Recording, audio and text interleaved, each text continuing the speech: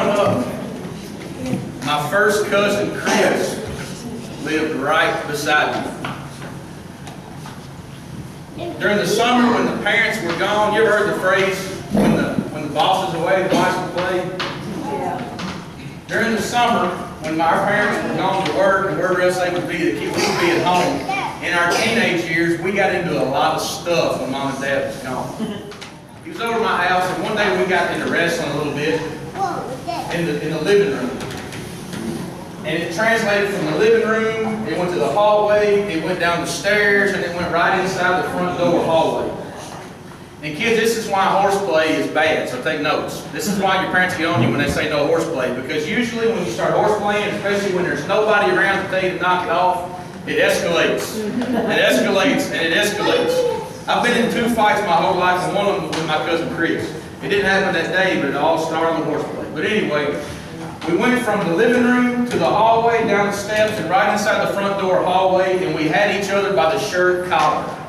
I had him by the collar, he had me by the collar, and we were taking turns in this little narrow hallway, slamming each other against the wall. I'd slam him, he'd slam me, I'd slam him back and forth, when one time he slammed me against the wall and I heard something break. I looked behind me, and my rear end went through the drywall. In a hole about this big. No. In a hole about this big.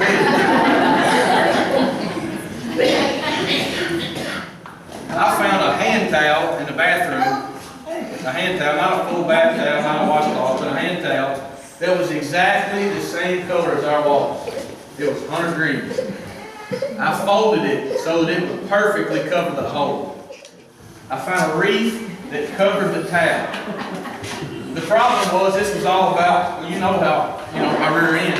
I had a wreath hanging this high off the ground. Apparently that's not the way it's supposed to go. I heard the front door open. And I heard, Timothy! My real name's Timothy. People call me Tim, but that's also when you're kidding, you're in trouble and they say your full name, right? Timothy Lewis Parson, get down here. So I come down the stairs. She hadn't discovered it yet, the wreath and the towel still hanging there. She said, you decided to redecorate? I said, yeah, Mom, you've been working hard and busy. You don't have time to give, the house attention it needs. So I thought I'd put the wreath on. You like it? She said, well, it's a little low. Well, let's raise it up. No, Mom, that's where you wanted it, ain't it? Ain't that where people put those wreaths? I couldn't talk her out of it. She moves it and she finds this big hole.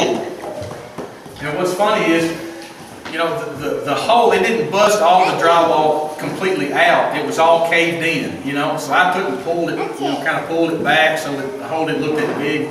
And when she pulled that wreath off and moved the towel out of the way, all that just kind of fell in there. It just fell in, broke. It was so broke that there was nothing I could do to fix it. Something so broken that I couldn't put it back together.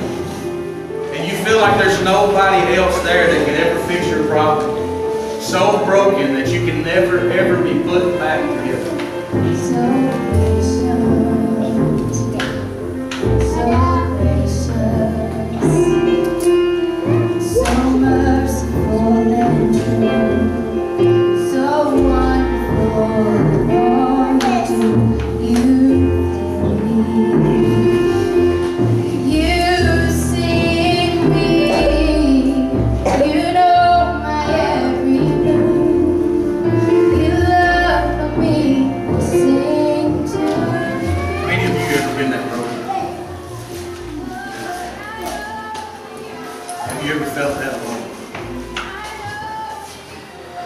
Like nobody would ever understand how you feel.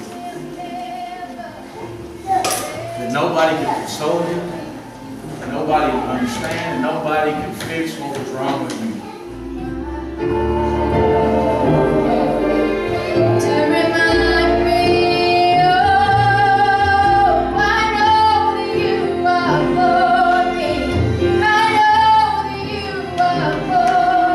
Sometimes we can't see it, and we can't see it because we don't know anything else. We don't know anybody. We don't know anything. We don't know of any way that anybody could ever help us in that kind of brokenness. But God can. and He is there. And the fact that our God, the fact that His heart breaks when ours breaks, doesn't that tell you about who He is and about how He feels about you? I don't have the words to describe that kind of love.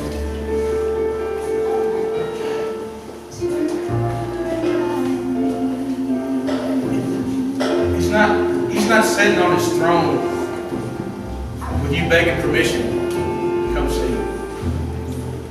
And He's as close as your next